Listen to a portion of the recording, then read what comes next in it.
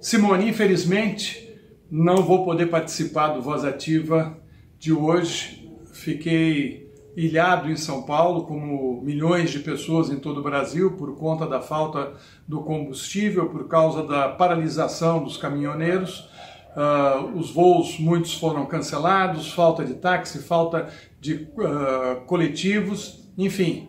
Gostaria muito de estar aí no Voz Ativa, fazendo a entrevista com o professor Vladimir Safatli, que tem dado uma contribuição importante para se pensar o país, para se pensar esse momento.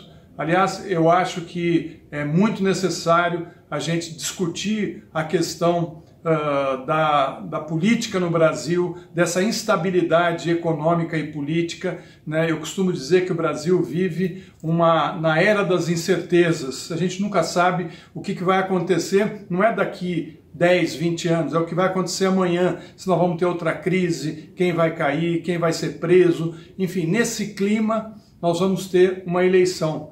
E é importante a gente estar preparado para as incertezas que vêm pela frente. Boa sorte para você, Simone. Um abraço no professor Vladimir Safatli. Vladimir, muito bem-vindo. Prazer estar aqui, viu? Prazer meu.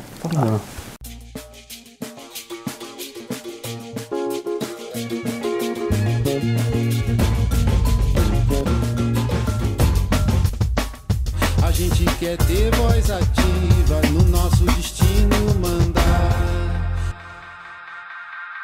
Vladimir Safatli é professor de filosofia na USP, professor visitante em universidades de Paris, África do Sul e Califórnia e bolsista de produtividade do CNPq. É ainda um dos coordenadores do Laboratório de Pesquisas em Teoria Social, Filosofia e Psicanálise da Universidade de São Paulo. Escreveu os livros Fetichismo, Colonizar o Outro, Cinismo e Falência da Crítica, Lacan, A Paixão do Negativo, Lacan e a Dialética, e O Circuito dos Afetos, e mais recentemente, Só Mais um Esforço, sobre a crise brasileira.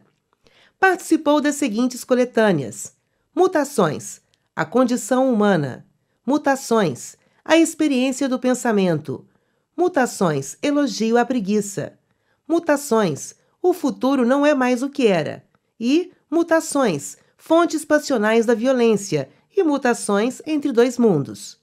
Desenvolve pesquisas voltadas para a epistemologia da psicanálise, desdobramentos da tradição dialética eligiana na filosofia do século XX e filosofia da música. Boa noite. A paralisação do país por uma greve de caminhoneiros, o medo da crise de abastecimento, o discurso que endossa intervenção militar. Esses são temas das manchetes nas últimas semanas.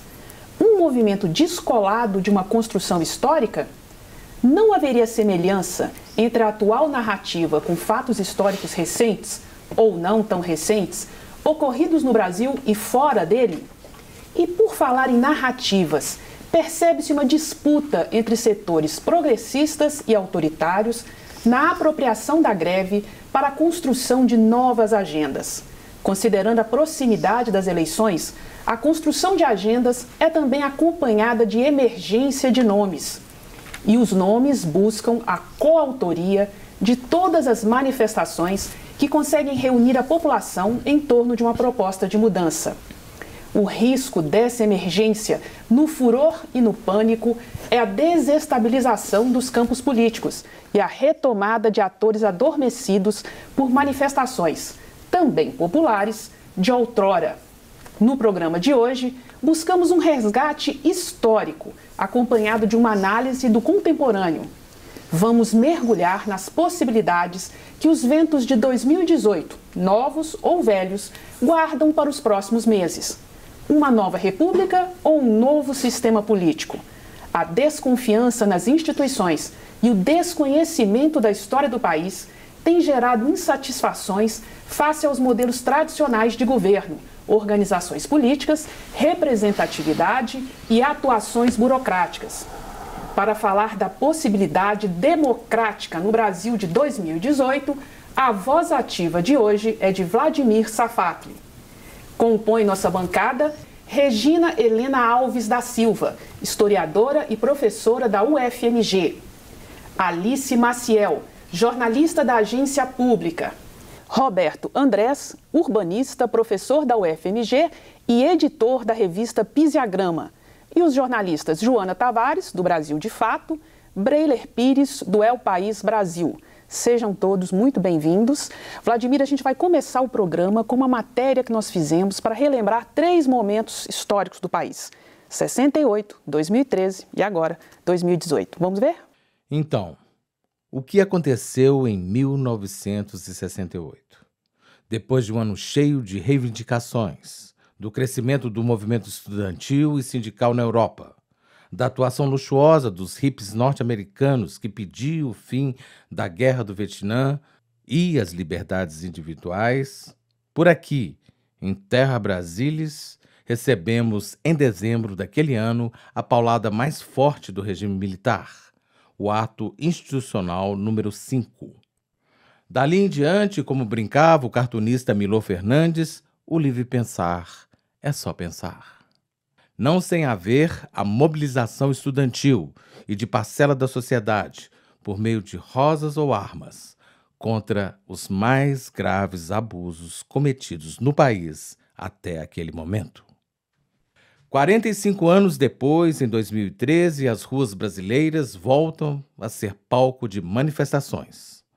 A tarifa do transporte público foi contestada. O grito de ordem que iniciou com a expressão, abre aspas, não se trata apenas de 20 centavos, fecha aspas, tomou corpo de insatisfação generalizada, reunindo pleitos dos mais diversos setores que dificilmente comeriam na mesma mesa de jantar. O aparelhamento dos protestos chega pelas estradas em 2018. A política de preços da Petrobras, adotada pelo governo de Michel Temer, visa agradar o mercado externo e encher o bolso, e talvez os tanques, da elite financeira do país. O povo brasileiro imediatamente se viu espelhado no pleito dos mais de 2 milhões de caminhoneiros, que em conjunto se sentem no acostamento do desenvolvimento econômico. Os movimentos de 2013 e 2018 têm como semelhança uma aparente articulação horizontal, organizada por meio de redes sociais e rechaçam a autoridade de sindicatos, partidos políticos, movimentos sociais e lideranças tradicionais. Sabemos que a narrativa de 2013 foi apropriada por setores conservadores e autoritários. O produto? Uma presidenta legitimamente eleita, deposta como um produto avariado, a excrescente utilização do recall na política, por não compactuar com o grande mercado dos patos de borracha. Sobre 1968, já mostramos qual foi o fim. E 2018? Vencerão os progressistas na batalha pela narrativa? Ou os setores autoritários em marcha se apropriarão do movimento? Como é que a gente pode analisar esse 2018? Quer dizer, o movimento que a gente está vendo no país nos últimos dias, a gente fez inclusive uma correlação com outros movimentos, de outros momentos históricos. Você vê uma relação entre tudo isso? Como é que você está vendo esse movimento agora? Olha, eu acho que ele só pode ser compreendido mesmo dentro de um fundo histórico mais amplo. Só que eu acho que o fundo histórico mais amplo, na verdade, é o esgotamento da Nova República, né? Nova República, ou seja, esse ciclo histórico que começa com o fim da ditadura, ele se encerra, de uma certa forma, em 2013. E de 2013 até hoje, nós vivemos um vácuo como nunca aconteceu na história desse país, né?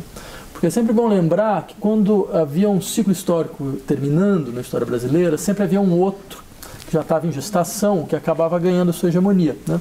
Foi assim com o fim da República Oligárquica dos anos 30, o Estado Novo, o getulismo, né? Foi assim com o fim da ditadura, a Nova República, só que agora isso não aconteceu.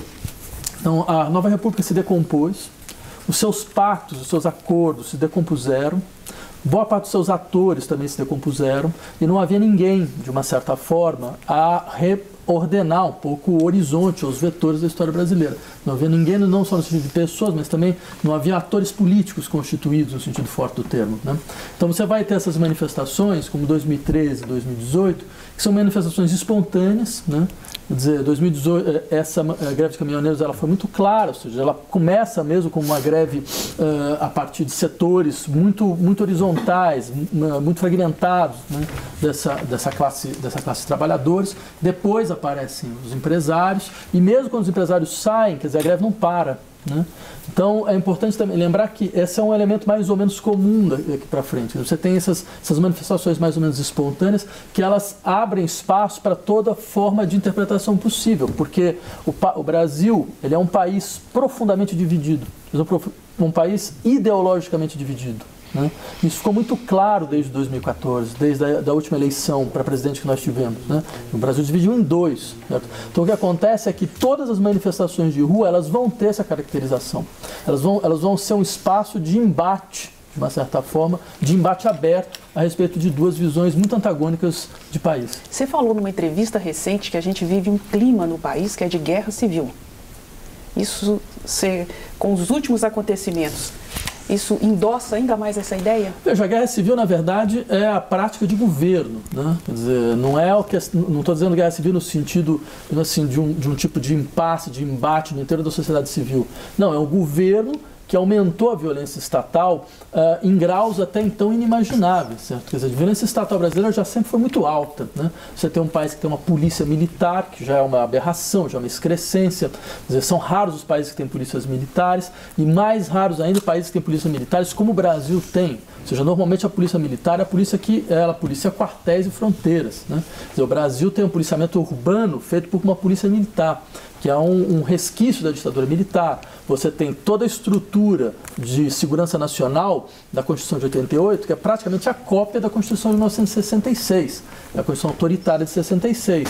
Certo? Você tem um setor militar que tem uma presença enorme no interior da vida pública, né? Cada vez mais, certo? A ponto de se transformar numa espécie de poder moderador, de uma certa forma. Então tudo isso configura um horizonte de violência estatal muito forte, principalmente contra populações desfavorecidas, vindas de favelas, populações negras, como a gente sabe. Só que o que acontece é que com esse governo você ainda radicalizou ainda mais esse processo, né? Criando então uma lógica onde é muito claro, onde setores da sociedade eles são a todo momento colocados contra a parede no que diz respeito à violência estatal, né? Nesse momento aí, por que você acha que surgiu um país que já viveu uma ditadura militar? Por que você acha que tem brecha ainda para se pedir uma intervenção militar? E em que sentido você acha que... Por que surgiu esse sentimento da população, de uma parte da população? Porque a Nova República foi uma catástrofe. Foi a maior experiência de covardia histórica que o Brasil conheceu, certo? Quer dizer, nenhum país saiu de uma ditadura como o Brasil saiu. Você teve uma transição que, na verdade, foi uma transição infinita. Foi uma transição que foi feita para nunca terminar. Veja, nós estamos falando de um país que nunca prendeu um torturador, que nunca obrigou as Forças Armadas a fazer uma meia-culpa, certo? Que nunca suspendeu uma lei de anistia que, na verdade, estava longe de ter sido resultado de algum tipo de acordo nacional. Eu lembraria, por exemplo, a lei de anistia brasileira, ela foi votada no Congresso e a votação foi 206 deputados a favor da lei de anistia, 201 contra. E isso se chama conciliação no Brasil. E diga-se de passagem, esses 206 eram todos do mesmo partido, que era a Arena, ou então o partido do governo. Certo? E mais do que isso, foi uma anistia na qual, na verdade, todos aqueles que cometeram crimes de sangue ficaram. Então, todos aqueles que faziam parte da luta armada e que se envolveram em algum tipo de crime de sangue acabaram ficando presos e só saíram depois de comutação de pena.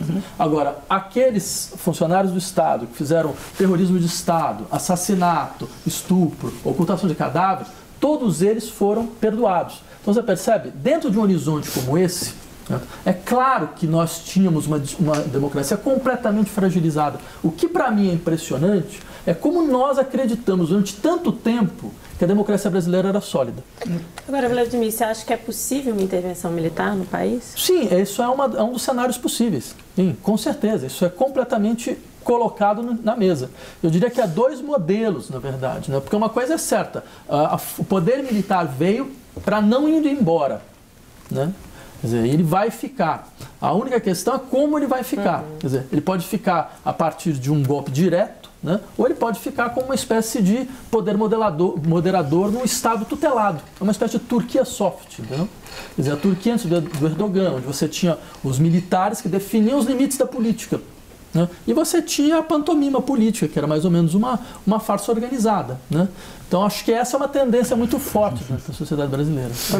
Mas essa visão da intervenção militar, quando você olha para as pessoas que estão na rua, as pessoas comuns que estão levantando, escrevendo em cartazes intervenção militar, e aí você vê tendências muito variadas entre o perfil dessas pessoas, né? Você não pode caricaturizar e achar que são todos eleitores do Bolsonaro, mas pesquisas já começam a mostrar que tem uma diversidade maior ali.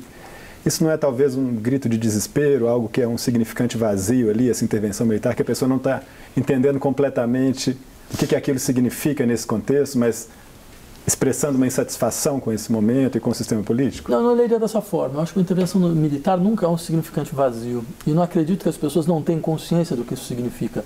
Seria desprezar muito que a inteligência prática da população brasileira imaginar que eles adotariam uma posição como essa sem ter consciência do que significa no que diz respeito a um regime de força, a um regime de exceção, certo? É um regime no qual tem essa ilusão de que há uma mão forte que, afinal de contas, vai resolver os problemas do país, né? O que eu acredito nós temos muito claramente, e isso não é só no Brasil, isso é uma tendência mundial, setores populares que têm hoje uma postura radicalmente anti-institucional, né? A gente vê isso em vários lugares do mundo. A gente vê isso na França, a gente vê isso na Inglaterra, a gente vê isso nos Estados Unidos, a gente vê isso na Itália, a gente vê isso na Alemanha e a gente vê isso no Brasil, certo? Então, você tem um setor da população que entrou numa dinâmica anti-institucional porque ele não acredita mais nos acordos organizados pela democracia liberal. No que, diga-se de passagem, eles têm razão de não acreditar, né? A única questão, e o que deixa a situação brasileira um pouco mais dramática, é que normalmente essa dinâmica institucional ela é quebrada em duas vertentes. Você tem uma dinâmica institucional à direita, que vai então fazer toda essa defesa de um regime autoritário. Você tem uma dinâmica institucional à esquerda, que vai operar dentro de uma lógica mais radical de politização de conflitos de classe. Essa dinâmica não existe no Brasil. Então você tem uma dinâmica de direita que corre em espaço aberto, completamente aberto. Então por isso que ela vai tendo força de conseguir incorporar esses setores dos contextos da população. A política mundial, ela foi para os extremos. E numa situação onde a política vai para os extremos, a pior coisa que você pode fazer é não operar no outro extremo. Porque até para ela conseguir ter uma balança, você precisa de dois extremos. No Brasil só tem um. Joana? Pode falar? Dando um pouco de sequência nisso, eu tenho pensado um pouco nisso que você está falando. Eu fico vendo nos últimos tempos, assim, primeiro, uma ideia de intervenção militar um pouco menos olhando para como se fosse um golpe militar, como foi em 64. Acho que a gente tem uma intervenção clara militar nas cidades hoje, né? Assim, já tem um tempo. Mas eu tenho visto muito, principalmente nesses momentos, a partir de 2013, uma grande discussão assim, entre o que se convenciona chamar de esquerda e de direita, né? As pessoas dizem, por exemplo, os que são convencionados como direita, os setores mais populares que são a favor da intervenção militar, sempre são enfrentados nessa ideia de que vocês não sabem o que é uma ditadura, vocês não se lembram da ditadura, e muitas falas dizendo não é bem uma ditadura, era um regime, né? Assim, e a gente tinha várias coisas importantes para o país. Do outro lado, que aquilo, uma parte do que se convenciona chamar de esquerda, diz que a gente não teve uma ditadura no Estado Novo. Para mim é muito igual. Nós não tivemos uma ditadura, nós tivemos boas coisas naquele momento, muito parecido, e daí sai a figura do pai, Salvador, Getúlio. Né? Muito uma ideia da figura do pai Salvador ou da autoridade, né? Assim, e eu vejo durante, nesse tempo todo de República Brasileira, uma extrema violência com relação aos pobres. Extrema, né? E tenho visto muito esses lugares de discussão, isola completamente as possibilidades mais radicalmente à esquerda. A gente viu em 2013 e viu ontem várias reações Nós não vimos contra os caminhoneiros, mas nós vimos contra favelas. As favelas de Belo Horizonte hoje amanheceram tomadas pela Polícia Militar, como em 2013. No Rio, a polícia e o Exército foram para as favelas. E em São Paulo, Paraisópolis, né, e vários outros. Ontem a gente acompanhou em Belo Horizonte a população do Jardim Teresópolis e do conjunto Tereza Cristina. São áreas bem periféricas daqui, descendo em direção à refinaria Gabriel Paz. E de repente apareceu polícia de tudo quanto é lado. Essa intensa violência que a gente tem, que teve nos períodos do Getúlio, contra essas pessoas que não aparecem nessa aparente disputa. Eu sempre me pergunto quem são os progressistas no Brasil e aonde, assim, a esquerda eu não vejo também. Mas quem seriam os progressistas no Brasil nesse embate? Que no começo aqui falaram assim, progressistas e autoritários. Assim, nesse sentido eu vejo autoritários. Né? Não é uma pergunta, acho que eu estou pensando junto com você. Claro. Mas quem seriam os progressistas, assim?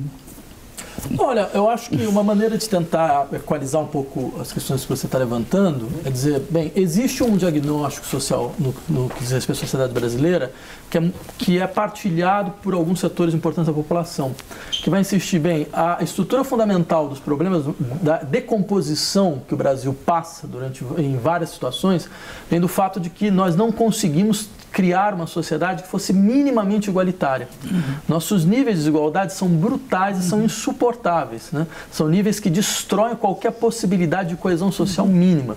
Então, qualquer tipo de política, qualquer tipo de posição política no exterior de uma sociedade como a brasileira, ela deve ser pautada de maneira muito estrita por um igualitarismo radical. Acho que isso estabelece uma estrutura de divisão entre as posições do Brasil. Porque tem aqueles, e eles não são poucos, que naturalizam esse processo, né? Que não veem esse processo como um processo realmente insuportável para uma sociedade, né? Então, acho que se nós quisermos encontrar um eixo, nós vamos encontrá-lo aqui. Agora, é claro, e aí que vem uma questão que me parece interessante, um dos elementos que me parece que explodiram com a Nova República foi o fato de que a Nova República não foi capaz de lidar ou de criar qualquer política que, de fato, jogasse o país dentro de um processo de redução brutal da desigualdade. Né? Quer dizer, o máximo que se conseguiu dentro do governo Lula não foi uma política de combate à desigualdade, foi uma política de capitalização dos pobres. Eu diria, a política de combate à desigualdade é isso aqui, ó. Quem está embaixo, quem está em cima desce e precisa descer. Porque se não descer, você vai fazer com que você tenha uma elite que conserve todas as suas capacidades de consumo, puxando todos os preços para cima, como nós vimos, por exemplo, mais ou menos em 2013, 2014, onde, num dado momento, as cidades brasileiras, entre as 10 cidades mais caras do mundo, nós encontrávamos São Paulo e Rio de Janeiro, junto com Luanda, junto com Moscou. Então. Agora, política de capitalização dos pobres, que é o que foi feito, foi isso aqui. Né? Então, e o que aconteceu? O rendimento que você ganhou aqui foi corroído. Em 2013 era claro que esse rendimento estava sendo corroído. Essa foi uma das grandes razões de 2013. Certo? Não é à toa que nós ouvimos slogans do tipo que era escola padrão FIFA, certo? Era problema de transporte público. Por quê? Porque essas pessoas, elas de fato subiram, elas tiveram uma ascensão social, 42 milhões de pessoas entraram no elevador de ascensão social, mas elas tiveram novos gastos, tiveram novas necessidades. É muito interessante se perguntar, por exemplo, o que aconteceram com esses novos gastos. A gente pega, por exemplo, pega uma família dessa dita nova classe média. Uma das primeiras coisas que eles fizeram foi tirar os filhos da escola pública e colocar na escola privada. A segunda foi tirar a família do SUS e comprar um plano de saúde privado. E a terceira foi comprar um carro e parar de utilizar transporte público. Agora faz a conta. Quanto uma família dessa começou a gastar com essas novas necessidades? Né? Isso corroeu completamente os gastos. Né? Vladimir, a gente tem observado no Brasil uma onda crescente de violência generalizada. E isso fica latente também em questões políticas. Recentemente, a caravana do ex-presidente Lula sofreu um ataque a tiros no sul do país. A vereadora Marielle Franco foi assassinada no Rio de Janeiro. Mas, por outro lado, ao tentar fazer um embate num outro extremo, não corre-se o risco de copiar práticas violentas. E eu cito o exemplo, na prisão do ex-presidente Lula, vários jornalistas foram agredidos, não quero fazer nenhuma comparação, guardadas as devidas proporções, foram agredidos, e também houve muita manifestação de ódio também contra a direita. Quem às vezes qualifica essas práticas como fascistas não corre o risco de acabar cometendo também práticas desse tipo? Olha, eu diria duas coisas. Eu diria, primeiro, a sociedade brasileira, ela é uma sociedade dividida. E é bom que ela comece a se compreender dessa forma. Ela não vai curar suas divisões. Ao contrário, acho que ela precisa de fato aprofundar suas divisões.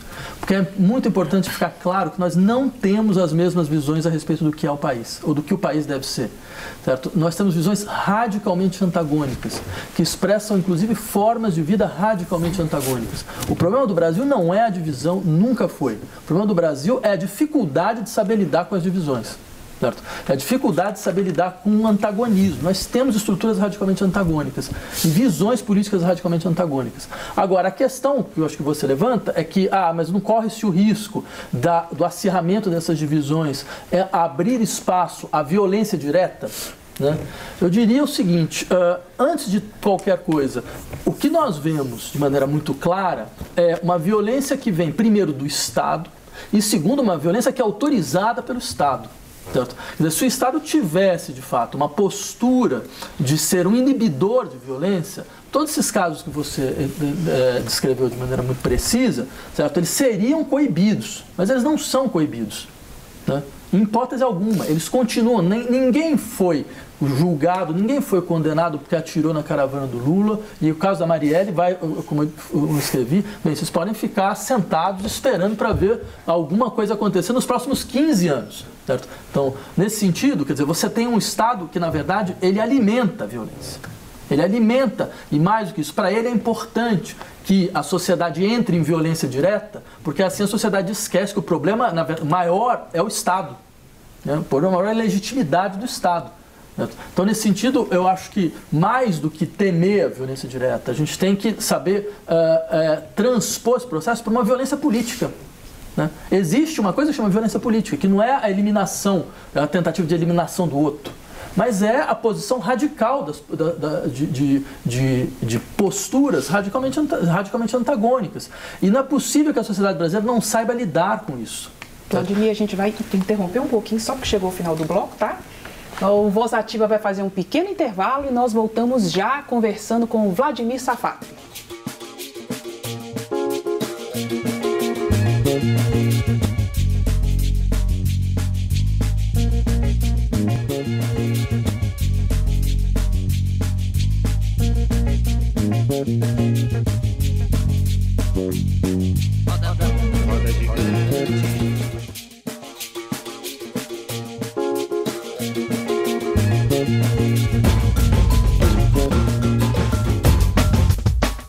A gente quer ter voz ativa no nosso destino mandar.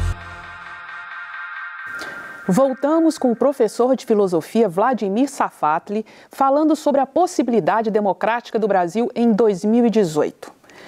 Vladimir, a gente trabalhou um pouco com a teoria do circuito dos afetos e as marchas autoritárias nessa matéria que você vai ver agora. Vamos ver?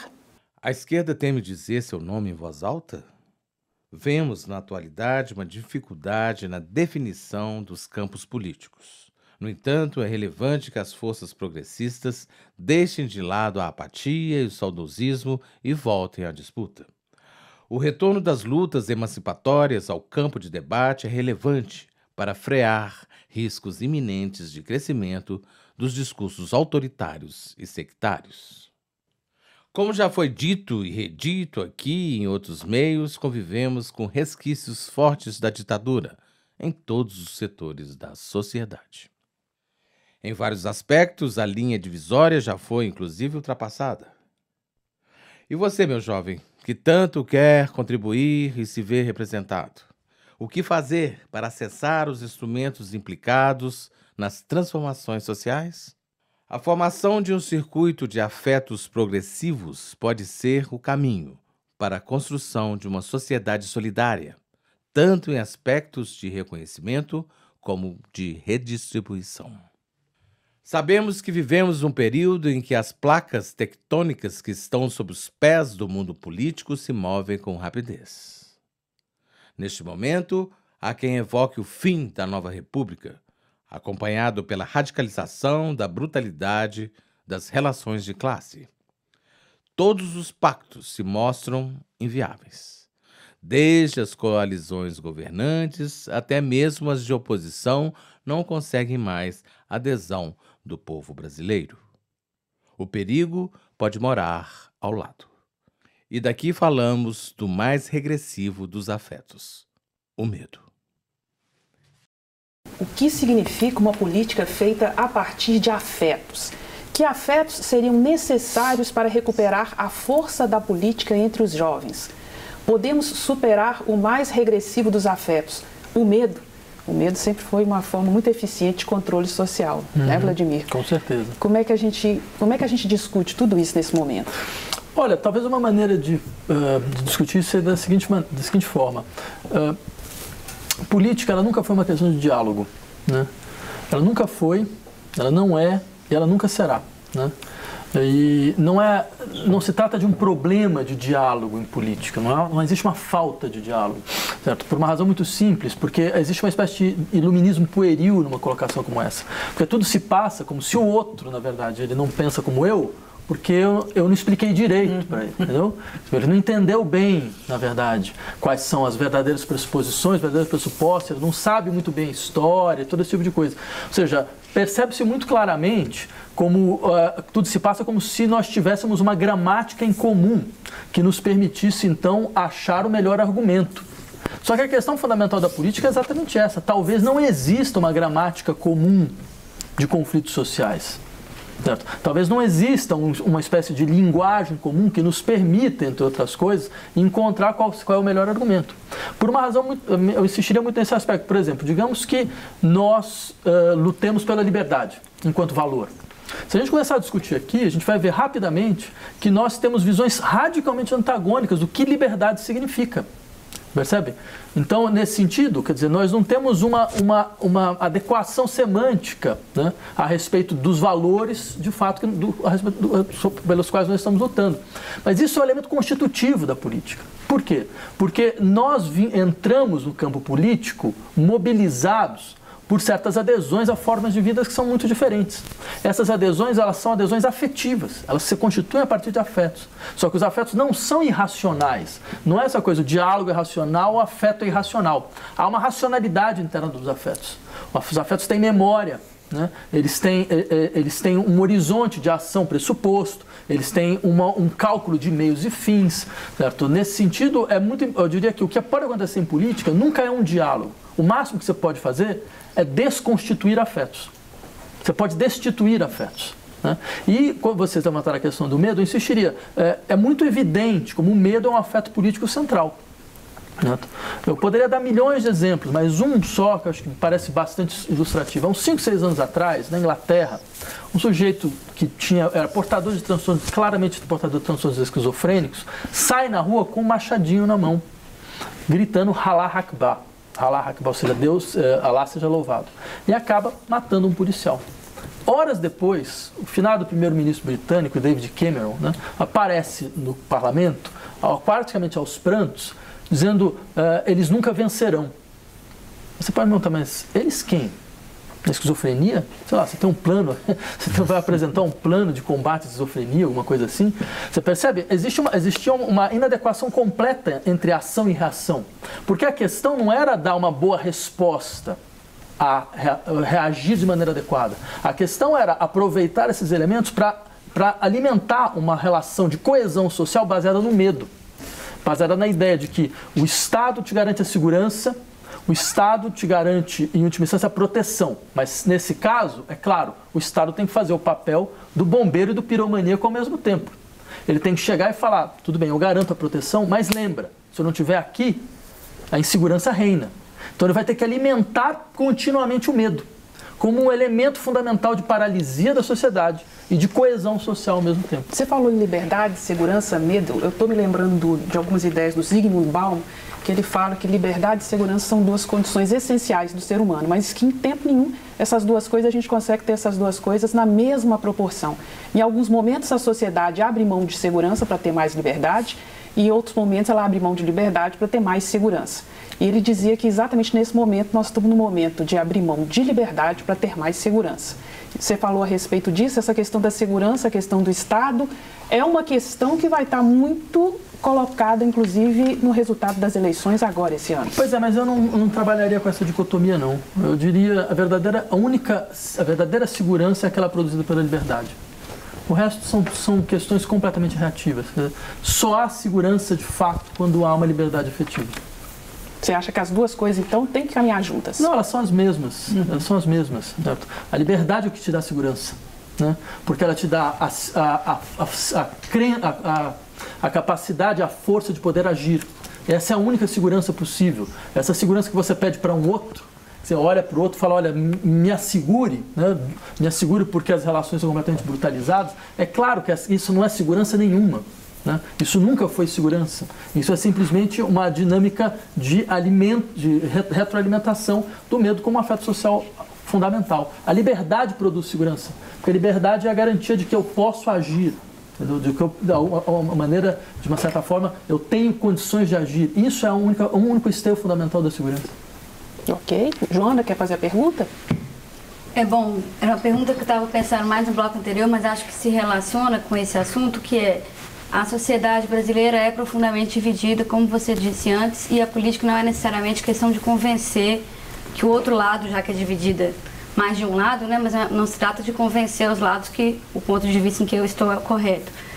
Tudo bem, mas a gente percebe também que nessa divisão, agora em 2018, muito diferente de 2013, um lado está em ofensiva. Existe mesmo um ataque maior dessa, talvez não seja o melhor nome, mas de uma direita, atacando no terreno da política, como podemos perceber claramente pelo golpe, né, pela destituição da presidenta, no judiciário, na mídia, nos valores, no fato da prisão do ex-presidente Lula, expressa muito claramente toda essa ofensiva articulada, né, que se dá em todas as esferas, inclusive tentando buscar uma legitimidade para uma ação desse tipo. Quer dizer, chegaram ao ponto de prender uma liderança popular que seria capaz de ter uma atuação na eleição diferente, né, que pudesse trazer diferença nesse cenário.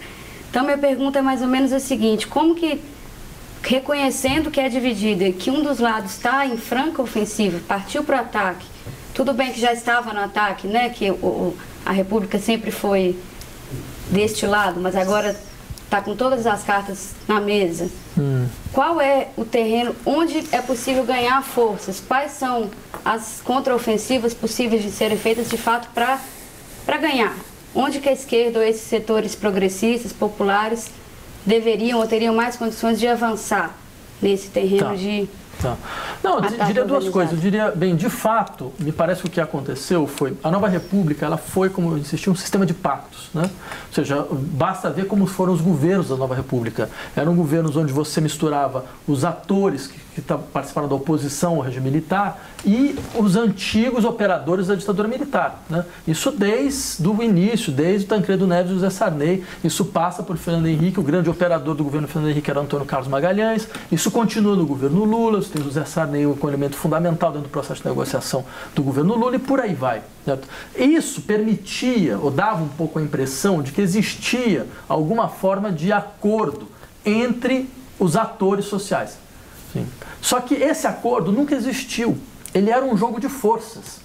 Enquanto a esquerda teve força, certo? Então ela civilizou o processo. Quando essa força se decompõe, é claro que você vai ter, mais uma vez, você vai ter um outro setor operando em campo livre, de uma certa forma. Então, como que se muda isso? Muda-se a partir do momento que a esquerda recompõe sua força. Mas como ela recompõe sua força? Primeiro, ela precisa de duas coisas. A primeira delas é ter uma coragem de fazer uma autocrítica a respeito do que aconteceu. certo? Porque não adianta você ter esse tipo de discurso, nós fomos expulsos por causa das nossas virtudes, não por causa dos nossos defeitos. Porque isso é desonesto, isso é completamente desonesto, certo? O processo que foi colocado em marcha nesses 13 anos que a esquerda governamental ocupou o poder, certo? Ele tinha limites. Quais eram esses limites? Por que ele deu errado? Tinha limites internos, certo? Era importante deixar isso claro, porque aí vem o segundo ponto. O segundo ponto é, para a população não é claro o que a esquerda brasileira tem a oferecer. Ela tem a oferecer o quê? A redição do que já foi feito? Com os problemas que já foi feito? Né? Ou ela tem alguma coisa nova? A gente viu, por exemplo, essa democracia liberal com presidencialismo de coalizão, é isso que ela produz. Esse é o horizonte. E a gente está vendo uma boa parte da população indo em direção anti-institucional. O que a esquerda tem a oferecer agora? Uma reedição desses pactos? Mas a última pessoa que consiga fazer pacto nesse país está na cadeia. Certo? Quer dizer, a colocação do Lula na cadeia é uma expressão, acho, muito clara desse processo. É um setor da população dizendo: nós não queremos mais uma política de pactos. Certo? E o que a esquerda tem a oferecer agora? Vladimir, você falou de uma sociedade polarizada, né, de uma sociedade muito polarizada no Brasil. Eu tenho pesquisado as imagens de 2013 e uma das coisas que aparece muito são as pessoas que pediam mais saúde e educação, ao mesmo tempo que reclamavam da corrupção. Isso é muito presente, aparecem muitas mensagens, as pessoas colocando, etc. Isso também acaba aparece de uma outra maneira nas pesquisas feitas pela Esther Solano e Pablo Hortelado, naquele momento das passeatas pelo impeachment na Avenida Paulista, em que a maioria das pessoas que estavam na Avenida Paulista, de verde e amarelo, bradando pelo impeachment da Dilma Rousseff, eram a favor, 80% eram a favor da saúde pública, da educação pública, e um percentual grande, inclusive, do transporte público gratuito, que foi muito surpreendente quando eles divulgaram os dados dessa pesquisa. Esses manifestantes, essas pessoas, talvez até menos esses de 2016, de 2015, mas aquele manifestante de 2013, insatisfeito com o sistema político brasileiro, que vai para a rua pedir menos corrupção e mais saúde e educação. Ele não foi, de alguma maneira, partido ao meio na eleição de 2014? Assim, a polarização veio de cima para baixo do sistema político. Esse manifestante não estaria muito mais em disputa por quem conseguisse construir uma narrativa política que trouxesse ele para aquele campo? Não, a questão é interessante, mas eu diria o seguinte: não vai ser a primeira vez na história que o movimento que tem uma grande força de transformação acaba se constituindo na emergência de um sujeito reativo. Né? Ou seja, num sujeito que, de uma certa maneira, procura recuperar os elementos de ordem, certos elementos de um governo forte, qualquer coisa dessa natureza, de viés autoritário. Bem, 1848, né? Basta ler o 18 Brumário, é exatamente a mesma história. Né? Então, eu insistiria, esse é um movimento mais ou menos natural dentro da história. Certo? Quando você abre espaço para uma reconstituição da força das ruas, da força das assembleias, e não tem nenhuma organização por trás que consiga, de fato, entender e compreender, certo? E potencializar o processo, porque aí vem uma questão interessante. Eu diria que 2013 foi as maiores oportunidades perdidas, certo, da esquerda brasileira, né? Porque demonstrou muito claramente como a esquerda brasileira tinha parado nos anos 50. Suas estruturas eram completamente inadequadas para dar conta do que estava sendo colocado naquele momento. Elas eram dirigistas, hierárquicas, centralizadas, ou seja, elas tinham todos os defeitos possíveis. E é claro, elas não conseguem articular ou organizar ninguém. Né? E o que acontece? Dentro desse horizonte, eu diria o seguinte: a imagem mais decisiva, a meu ver, de 2013, foi uma imagem tirada em Brasília. Quando você tem uma população, a população ela está na esplanada, se manifestando, ela está irada, ela vai em direção ao Congresso para literalmente quebrar o Congresso. Né? E a polícia ela não consegue fazer nada mais do que empurrar a população para o lado, e eles quebram o Palácio do Itamaraty.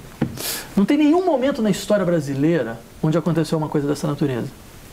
Onde aconteceu essa desidentificação entre a população e as instâncias do poder neste nível. Certo? Então, ou seja, esse ato de quebrar indicava muito claramente: nós não nos vemos nessa estrutura. Certo? Então, esse espaço, essa negatividade que explode nesse momento, ela produz de um outro setor da população medo. Não é à toa que a partir desse momento que você começa a ouvir discursos sobre golpe militar, por uma razão muito simples, porque você percebe, abre-se um espaço de indeterminação completo na sociedade brasileira. E nessas circunstâncias, uma das primeiras reações de certos setores é não, vou voltar no lugar onde eu tenho pé, onde eu tenho um chão, vou procurar um chão, ou seja, eu vou voltar no fantasma de um governo forte. Certo? Então, eu diria, esse contexto demonstra, entre outras coisas, que você vai ter uma demanda que nunca foi ouvida. E mais uma vez, em 2018, agora nessas greves, a gente percebe uma demanda que não consegue ser ouvida.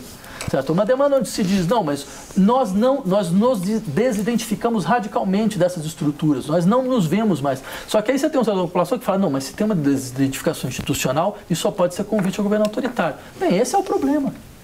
O problema está nesse raciocínio, entendeu? Nesse modelo de raciocínio. Porque eles não veem outra coisa. Eles não veem uma possibilidade de dizer, não, mas de repente você tem uma dinâmica que pode ser configurada como uma dinâmica de demanda de uma refundação institucional do país, que é de fato a única solução para esse país hoje.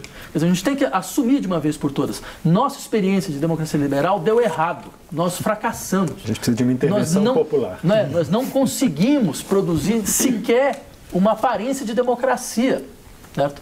Então, agora, é claro, você pode virar e falar, tá vendo como o brasileiro é imaturo, né? Ele está despreparado para a democracia, todo esse tipo de coisa, que esse tipo de discurso que você começa a ouvir, que é um discurso miserável, né? Que é um discurso que consiste basicamente em dizer, não, o povo brasileiro está sempre atrás, né? Ele nunca é capaz de criar nada, então ele precisa ainda chegar no nível de maturidade. Você pode perguntar mesmo, quem é maturo nessa brincadeira? Maturidade vem aonde? Os Estados Unidos, né? Com Trump, a Inglaterra, com o Brexit, né? A França com sua violência estatal cada vez mais alta, a Alemanha com seus partidos neonazistas que vão cada vez mais entrando no parlamento, a Itália. Ninguém é maduro, isso não é verdade. Quer dizer, o que acontece não é a maturidade do povo brasileiro, é que o Brasil procura criar outra coisa. E você não está conseguindo perceber o desejo de criar outra coisa. Então, vai se empurrando essas alternativas. Então, se você está contra essa estrutura de democracia liberal, então você está atrás do governo autoritário. Então, uma parte da população vai começar a fazer isso mesmo.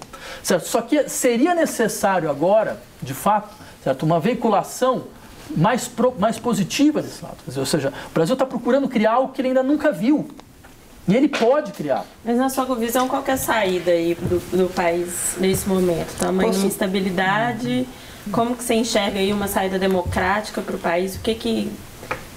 Como que você vê aí da gente sair desse... Eu diria duas coisas. Primeiro, em psicanálise a gente tem um pouco essa estratégia que consiste em dizer que quando você entra dentro de um processo analítico, você tem que estar preparado porque vai piorar. Você não vai melhorar de cara. Claro que vai piorar, por uma razão muito simples. Quanto foi necessário de auto-engano e de ilusão para a gente chegar nesse ponto? Então, quanto vai ser necessário de decompor nosso sistema de auto-engano e de ilusão para que a gente consiga criar, de fato, alguma coisa? Então, tem esse momento. Isso não vai melhorar semana que vem. Certo? Mas é importante que a gente seja capaz de entender, em última instância, como a gente se enganou a respeito de qual era a potencialidade das instituições que nós criamos. Não tem nenhuma instituição que está funcionando de maneira minimamente organizada no Brasil. Nenhuma. Certo? E nenhum poder. Certo? Agora, por outro lado, isso pode nos levar a um tipo de experiência completamente nova. Um tipo de experiência que consiste em dizer, não, de fato, talvez a questão fundamental do Brasil seja radicalizar um processo de democracia direta. Ou seja, quando as pessoas saíram na rua dizendo, eu não quero ser representado, bem, ótimo. Por que a representação, por que só existe vida na democracia sob a forma da representação? Por que não fortalecer, de fato, de maneira absolutamente decisiva, todos os processos decisórios que devem sair da mão do Estado e ir em direção à sociedade civil? Né? A gente tem experiências, várias experiências no mundo. Por que não discutir essas experiências? Por que não tentá-las? Certo? Por que ainda imaginar que a política só existe onde tem atores constituídos, onde tem representações estabelecidas, onde tem sindicatos, onde tem partidos, onde tem todo esse tipo de coisa? Isso não é o horizonte necessário. Certo? Política existe quando você tem um poder instituinte forte e que é também um poder destituinte, que tem a força, inclusive, de destituir o que ele faz. Certo? E quais são as condições para que isso apareça? Por que a gente não pode discutir isso de maneira aberta? Porque a gente começa a discutir isso, aí vem uma coisa muito interessante do campo da esquerda. E isso é um dado a se pensar, que é o medo em relação ao povo. Você fala, não, mas a sociedade brasileira é conservadora. Mas como assim a sociedade brasileira é conservadora? De onde saiu essa ideia? Entendeu? Quer dizer, eleitoralmente não se apresenta dessa forma, né? Se a eleição fosse normal, os candidatos conservadores não conseguiriam passar de 20%. Né? Por outro lado, é sempre bom lembrar que várias Quando pessoas... Você fala eleição normal em que sentido? Não, uma eleição que você não tivesse pegar o primeiro candidato e botar na cadeia, certo? Que você não tivesse as Forças Armadas dizendo a todo momento, interferindo em todo o processo, certo? Que é o que aconteceu agora. Muito bem. Por outro lado, essas pessoas elas têm uma visão muito substancialista do que é um sujeito político, né? Quer dizer, é claro, você tem pesquisas, mas isso é muito interessante. Começaram a fazer pesquisas sobre o que é o perfil do brasileiro, né? Aí começaram a fazer pesquisas normalmente ligadas a questões de costumes. E ele apareceu como conservador. E aí lembraram, falaram, não, mas espera aí, mas e do ponto de vista econômico? Aí começaram a fazer perguntas. Você acha a favor da intervenção maior do Estado? O que você acha do serviço público, todo esse tipo de coisa? E você viu, as posturas eram tipicamente esquerdistas. Né? Não porque o país tem algum tipo de dependência ibérica em relação ao Estado, né, como o ministro do Supremo Tribunal Federal foi capaz de dizer, certo? Mas na verdade porque a população sabe que ela precisa de defesa dentro das relações de trabalho. Porque as relações de trabalho do Brasil são violentas. Se você tem pelo menos alguma coisa ligada à lei do Estado, você consegue se defender um pouco. É só isso. Né? Agora, dentro desse horizonte, o que é interessante é sempre lembrar que as pessoas mudam quando elas estão investidas de poder. Uma coisa é você chegar para o sujeito e falar abstratamente qual é a sua posição em relação a tal coisa. Outra coisa é dentro de um processo no qual ele sabe que a decisão dele tem consequências reais e você exige uma posição. Tem um teste de psicologia social que é muito interessante. Você pergunta para alguém alguma questão limite. Tipo, sei lá, você está na praia, tem um sujeito se afogando aqui, tem seu filho aqui, o que você faz? Dá uma resposta abstrata. Que normalmente é muito diferente do que de fato ele faz. Né? Eu insistiria nisso. Quer dizer, a nossa visão sobre o que é o povo brasileiro, ela é uma visão marcada por um contexto muito específico que pode ser modificado. Lá de cada bancada, Breila, quer fazer uma pergunta? No finalzinho do bloco, mas dá para responder mais uma coisa. Não, era uma pergunta rápida, assim. Você foi falando, eu fui me lembrando de tanta coisa, assim, que nós temos mais períodos de ditadura no período republicano brasileiro do que de democracia ou de ditadura democrática, né? Nós tivemos 3 ditaduras no Brasil.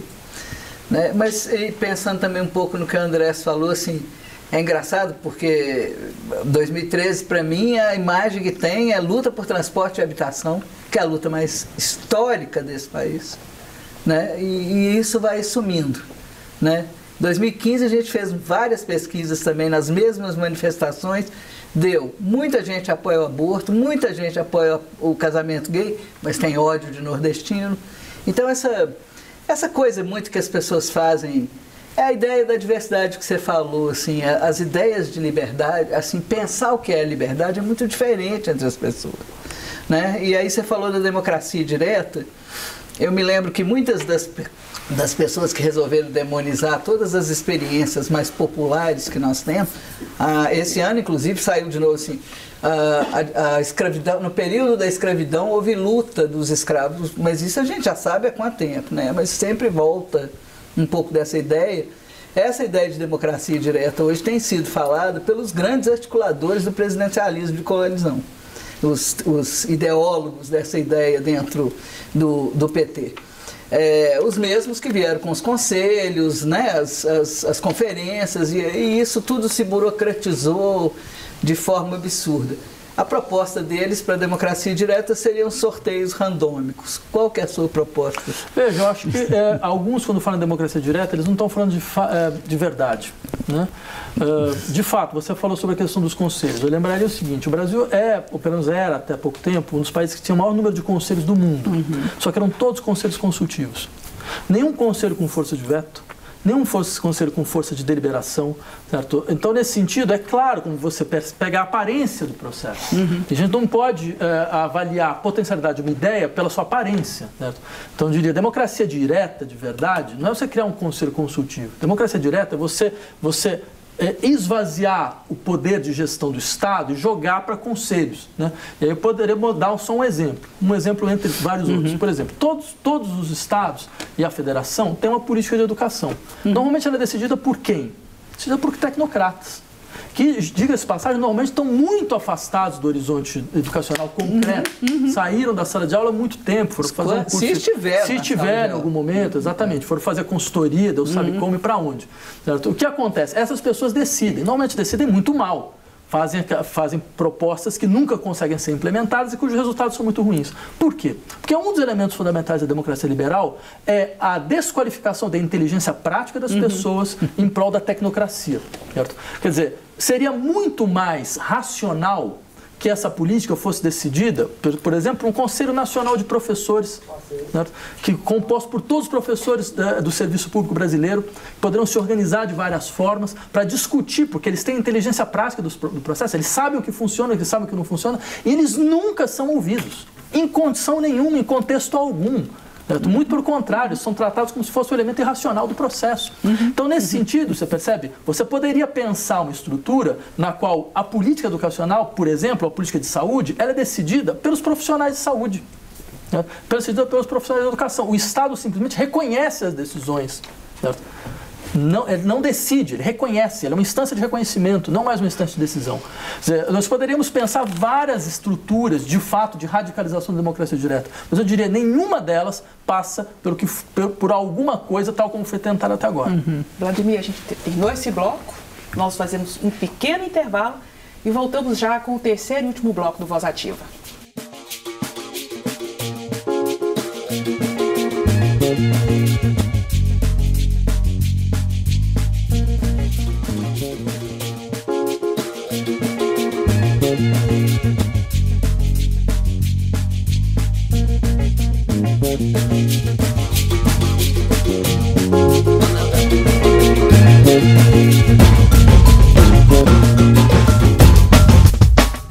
A gente quer ter voz ativa no nosso destino mandar.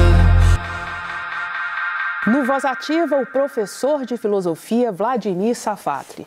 O assunto é a possibilidade democrática do Brasil em 2018. Vladimir, nós já falamos de manifestações populares, dos afetos na política, das marchas autoritárias. Toda essa construção nos leva a questionar as eleições de 2018. Elas estão ameaçadas? Bom, a gente fez uma matéria sobre isso, vamos ver. O cenário político brasileiro, cada vez mais, tem se mostrado conturbado e explosivo. Sob a égide das palavras positivistas escritas na bandeira brasileira, ordem e progresso, vimos a desconfiguração dos direitos trabalhistas e uma série de medidas que, sob a máscara da austeridade, buscam a transferência de renda. Desta vez, ironicamente, dos pobres para os ricos. Ordem e progresso também se configuram na disseminação daquele que já chamamos de afeto regressivo, o medo. A violência e as narrativas a seu respeito já justificaram intervenção militar no estado do Rio de Janeiro e a presença das Forças Armadas nas ruas para apaziguar a greve dos caminhoneiros. Discursos extremistas são replicados e endossados e, cada vez mais, a população, com base em seu medo, começa a negociar a sua liberdade. E a esquerda? Apesar de denúncias e mais denúncias acerca do golpe sofrido em 2016, assustadoramente e como um contrassenso, escolhe a disputa institucional. Na expectativa de julgamentos justos, burocracias eficazes e instituições imparciais, a própria esquerda entregou à prisão, encampada por aqueles que chamava de golpistas, seu maior líder popular. Não há, assim, mesmo que apenas há 4 meses das eleições, candidatos viáveis. Aliás, não se trata de exclusividade de nenhum campo político. Todos temem as urnas. O que está em jogo, meu amigo, vai além do campo político escolhido. Insatisfeitos, progressistas e conservadores, a grande pergunta é: qual a possibilidade de o pleito eleitoral de 2018 transcorrer na normalidade democrática? Essa é a pergunta, mais uma pergunta que fica, Vladimir. Qual é a sua avaliação? Não haverá eleição em 2018. Isso eu já tinha dito, acho que desde o ano passado. Né? Por razão muito simples, quem fez o que fez, não fez para sair em 2 anos. Né? Só que a questão é que há várias maneiras de não ter eleições. Né? E uma delas é você esvaziando completamente o sentido da eleição. Desde você tira candidatos que você não quer que concorra, né? De várias maneiras, isso aconteceu agora, pode acontecer de novo, de outra forma, certo? Você vai tendo atores que não poderiam estar influenciando processos eleitorais e começam a influenciar, a questão das Forças Armadas, acho que é um exemplo muito claro nesse sentido. Você vai tendo uma dissociação entre eleição e vontade popular tamanha, que veja a nossa situação, de fato, nós estamos praticamente em junho, certo?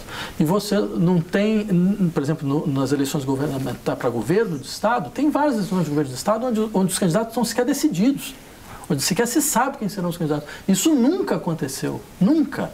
Junho, a eleição é outubro, percebe? Então acho que isso aqui é simplesmente um sintoma muito claro de como a eleição perdeu relevância no Brasil, perdeu radicalmente a relevância. Né? Então, dentro desse processo, eu não acredito, quer dizer, jogar todo o processo, acreditar que a eleição vai ter um caráter redentor, né?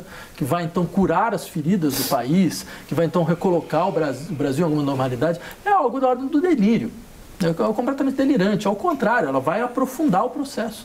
Porque de fato, você não tem possibilidade, não há base, você não tem base popular em nenhum dos candidatos. Né? A base popular ela é limitada.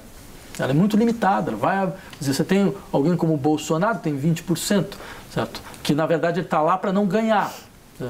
A sua função é outra. A sua função é entrar no segundo turno, obrigar que a pauta caia à direita e qualquer pessoa que for contra ele ganha, mas ganha como redentor, entendeu? Ganha como tendo um capital que nunca teria em situações normais. É um pouco o que aconteceu na eleição francesa. A Marine Le Pen, que era de extrema-direita, candidata proto-fascista, ela tinha que estar no segundo turno, porque qualquer um que viesse contra ela sairia como salvou a França, coisa parecida. Vão tentar fazer a mesma coisa no Brasil. E em um dos debates da eleição de 2014, o Aécio Neves provocou a Luciana Genro, dizendo que ela, uma candidata do PSOL, seria linha auxiliar do PT. E ali ficava clara a intenção dele em diminuir a candidatura, mas recentemente o ex-presidente Lula fez uma declaração nesse sentido também, dizendo que o pessoal precisa aprender a ganhar a eleição. E você chegou a cogitar uma candidatura ao governo de São Paulo em 2014 pelo PSOL. Você sentiu isso, que há uma certa ala da esquerda ou progressista que encara com normalidade entrar numa eleição para perder ou simplesmente para fazer parte do jogo, e você sentiu isso no PSOL na sua candidatura aventada? Não, eu acho que, de fato, eu insistiria no seguinte aspecto. Acho que existe uma necessidade para a esquerda, isso vale para todo e qualquer partido, de se colocar, de ter, digamos, um diagnóstico a respeito do que foi o lulismo. Né? Do que foi a experiência do Lula e o que se tem a apresentar. E eu insistiria, isso ainda não está claro. Isso ainda não está claro. Né? Isso ainda precisa se esclarecer de maneira mais evidente, certo? Porque é claro que qualquer setor da esquerda que tente entrar dentro de um processo de construção de hegemonias, certo? Vai, com certeza, lidar com os eleitores que eram os eleitores do PT. Né? Quer dizer, só que dentro desse processo, qual vai ser... Não é uma questão de narrativa, não é só uma questão de como organizar uma narrativa, mas qual vai ser a perspectiva daqui para frente. Eu insistiria muito nesse aspecto, quer dizer, a esquerda brasileira teve pela primeira vez na sua história uma possibilidade de governo efetiva. O máximo que ela tinha conseguido era entrar dentro de uma coalizão de populismo getulista. Era o máximo que ela tinha conseguido. Dar suporte a uma coalizão de populismo getulista que dando João Goulart. Né? Agora, essa situação de qual... Não, você tem 13 anos de governo, que, diga-se de passagem, foi o maior período de governo contínuo de um grupo dentro da situação democrática brasileira.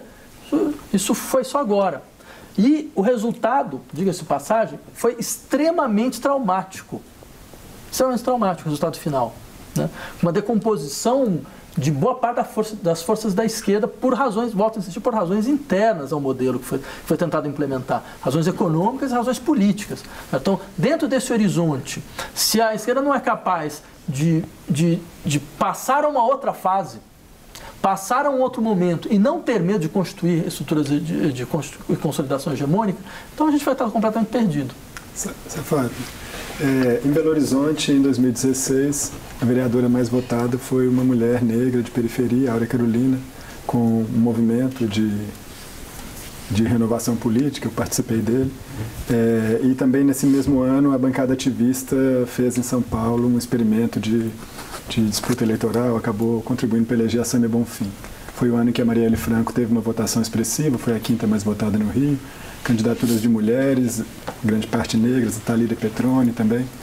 E depois, recentemente, surgiram outros movimentos no espectro político-ideológico mais variado, como o Nós, o Agora, Acredito, e outros movimentos que se colocam nesse lugar, Frente Favela Brasil, com uma construção territorial nas favelas, que se colocam nesse lugar da renovação política. Como que você vê esse quadro nesse momento, as possibilidades, os desafios de renovação, principalmente dos legislativos, frente a essa movimentação da sociedade civil? Não, acho que a sociedade brasileira se move, né? Ela não está inerte. Né? Diga-se passagem, nos últimos anos ela se moveu de maneira impressionante. Né?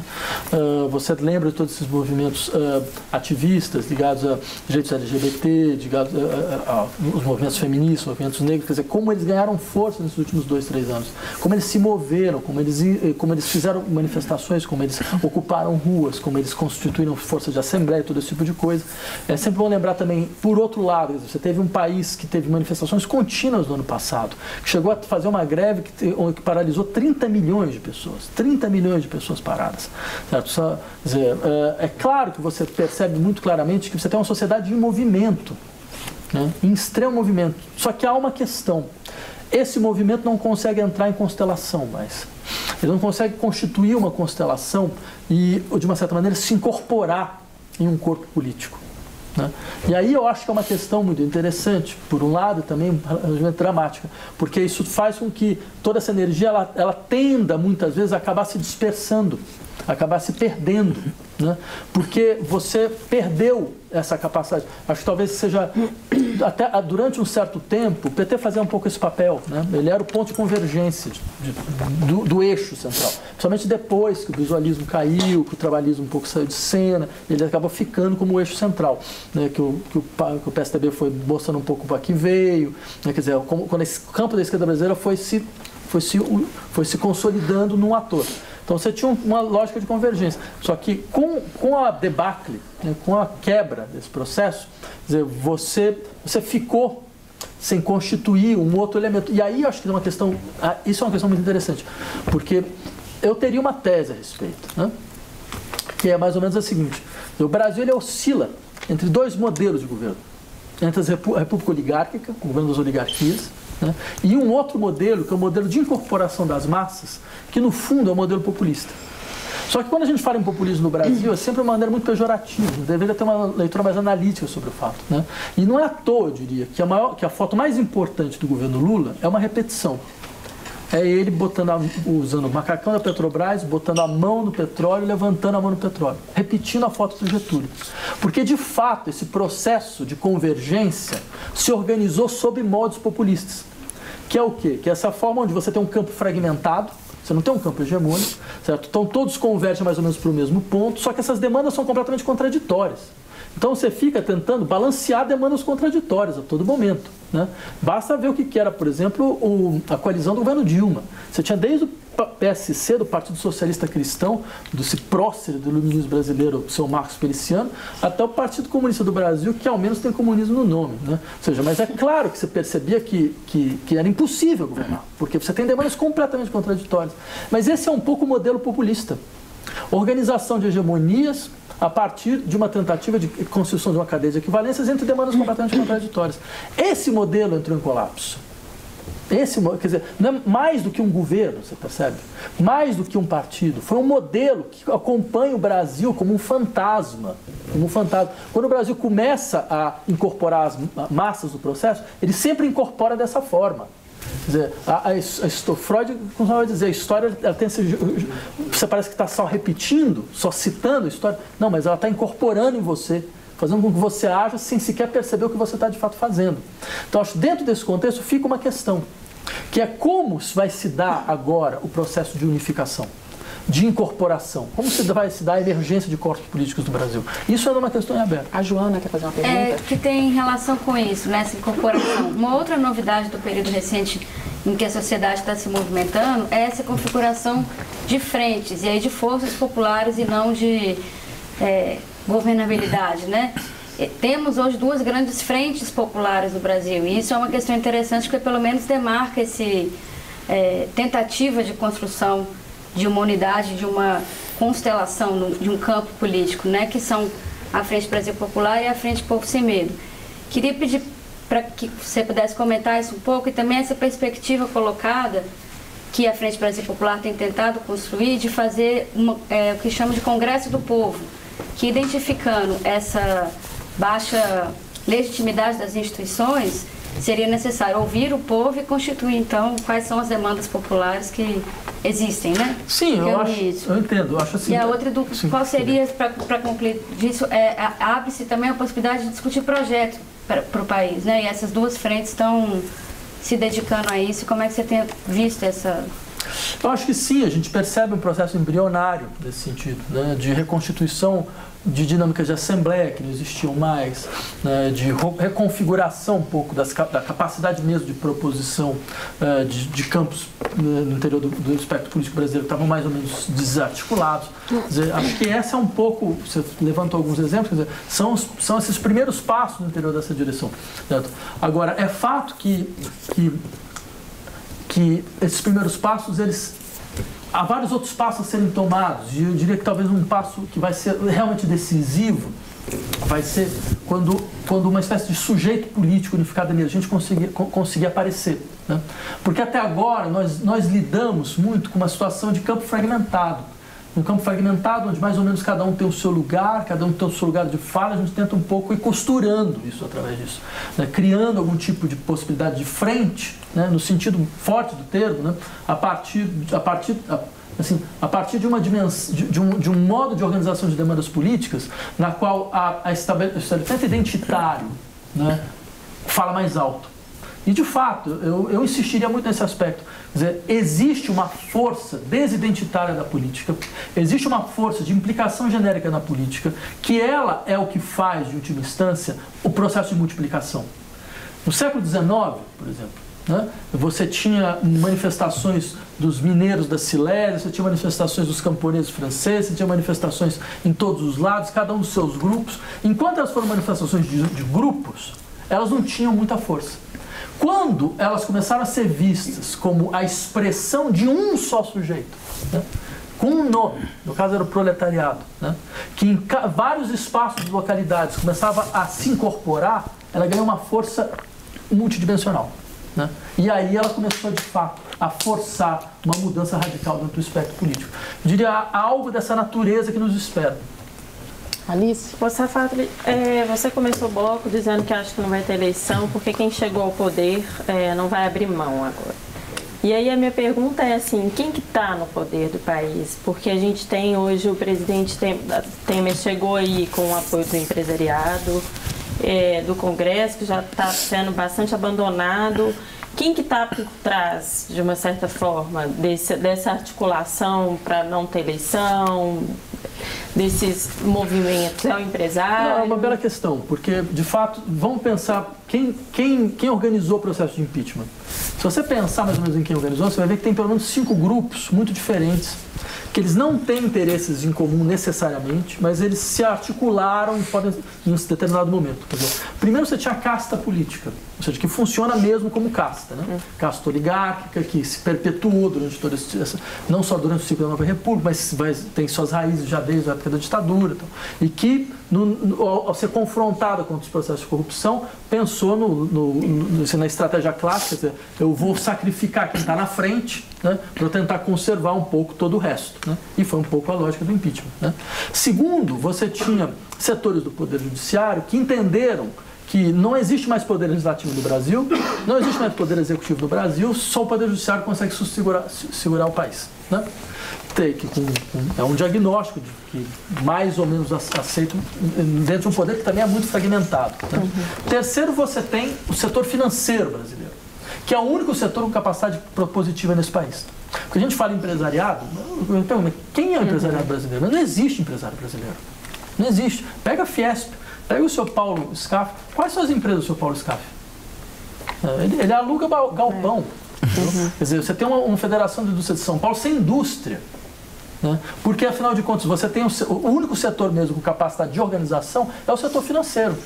Né? O setor financeiro, o setor bancário, que tomou o Brasil de assalto. Né?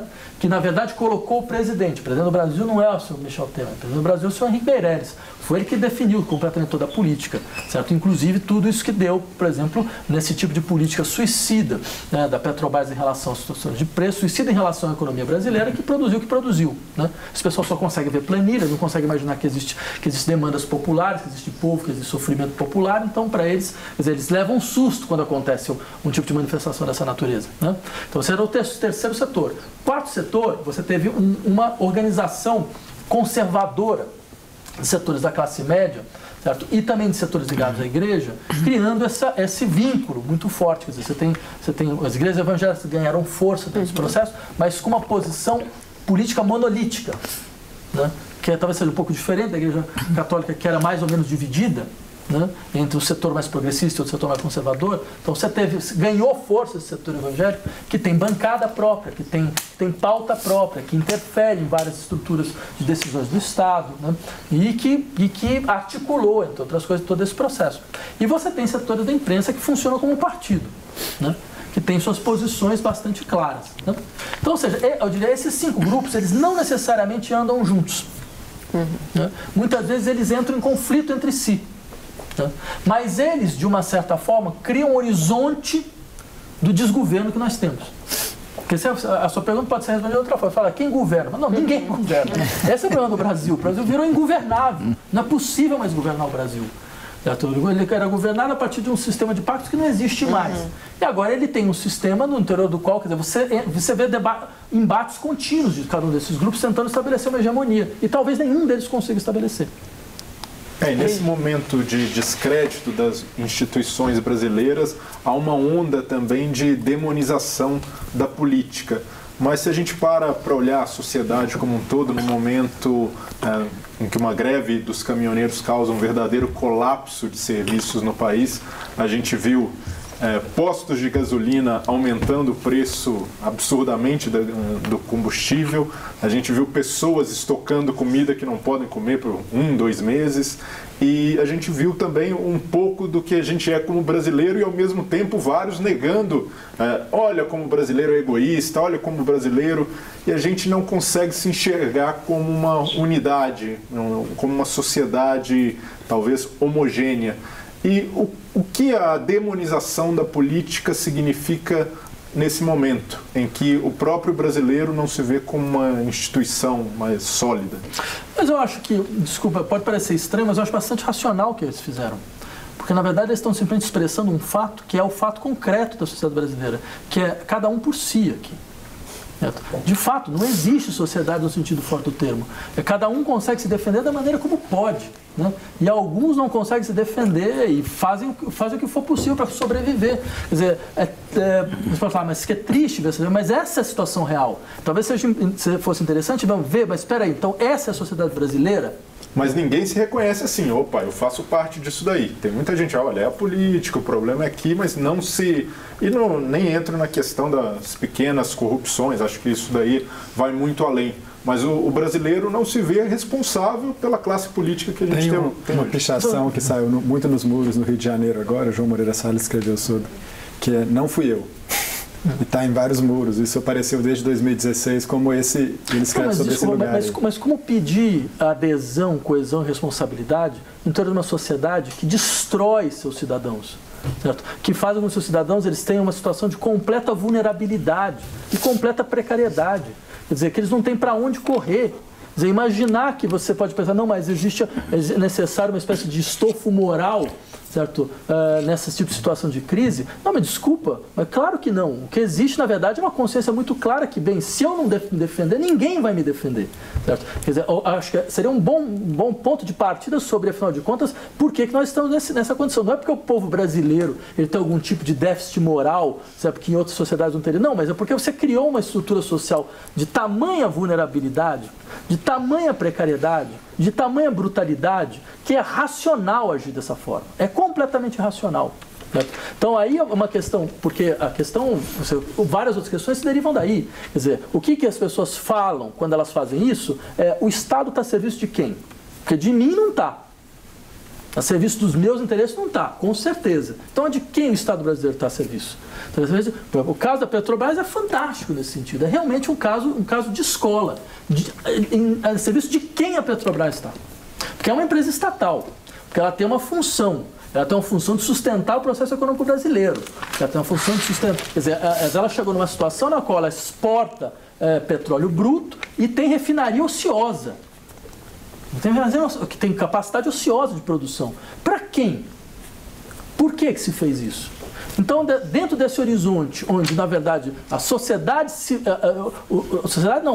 os indivíduos da sociedade tentam se defender contra a brutalidade do Estado, esperar que eles tenham algum tipo de solidariedade nesse sentido, nesses momentos, é completamente irreal. É completamente irreal. É pedir para morrer. Bom, nós estamos no final do bloco. Regina não perguntou. Não, eu ia fazer um comentário. Quando eu estava vindo para cá, conversando com o motorista, ele olhou para mim e falou assim: o Brasil é um lugar que a gente não sabe o que fazer hoje, porque a gente não sabe para quem que a gente vai reivindicar alguma coisa. Eu fiquei olhando para ele e falei: é isso, assim. Não, mas essa é uma boa colocação, você percebe? Um país onde você tem um sujeito que ocupa o cargo de presidente da República, que ele deve ter traço de popularidade, né? Ele só não tem mais de 0 porque não capta na pesquisa. Então, ou seja, numa situação normal, em qualquer país, de duas uma, ou você leva em conta, né? Você leva em conta o que está sendo dito e fala: não, eu preciso modificar minha política, certo? Ou você simplesmente, literalmente, sai, né? Porque você não representa mais ninguém, em hipótese alguma. Mas no Brasil, quer dizer, um sujeito como esse conseguiu ficar 2 anos. Estava precisando de 2 anos, mas com os traços de popularidade inacreditavelmente baixos. Certo? E não é uma questão simplesmente de falar: mas é um recall infinito. Não, mas isso demonstra qual é a base popular da política que ele representa ou da pessoa que ele representa. Então é claro que você chega numa situação como essa. Se você olha para cima, se olha para o governo e fala: não, mas não tem ninguém lá, não tem ninguém. Tem alguém que ocupou o espaço para defender seus próprios interesses, ponto final. Então, dentro desse horizonte, eu acho que, volto a insistir, é racional falar dessa forma. É racional insistir, não. Porque a maneira que a população brasileira tem de dizer muito claramente: nós, enquanto experiência institucional democrática, nós fracassamos. Certo? E nós não fracassamos porque o nosso povo é maturo. Nós fracassamos porque os atores que tomaram frente desse processo, certo? Os atores políticos tomaram frente desse processo, as elites tomaram frente desse processo, foram completamente incapazes de criar um mínimo de coesão no interior de um projeto, nem que seja aparente, de democracia. Chegamos ao final do nosso programa Voz Ativa, uma produção da Rede Minas de Televisão e da Rádio Inconfidência, em parceria com El País Brasil.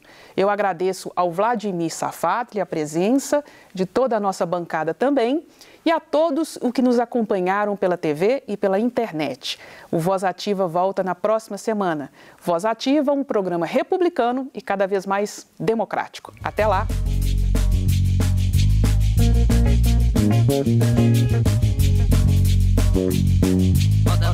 Roda gigante. Roda gigante.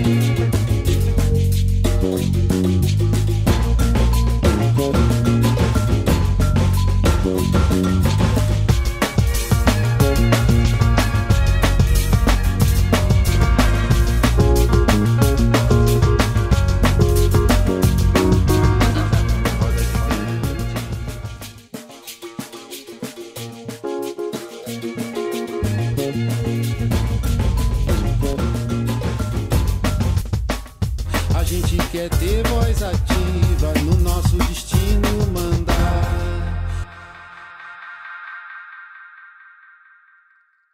Voz Ativa. Apoio Cultural CEMIG, 65 anos. Nossa energia, sua força. Minas Gerais. Diálogo, equilíbrio e trabalho.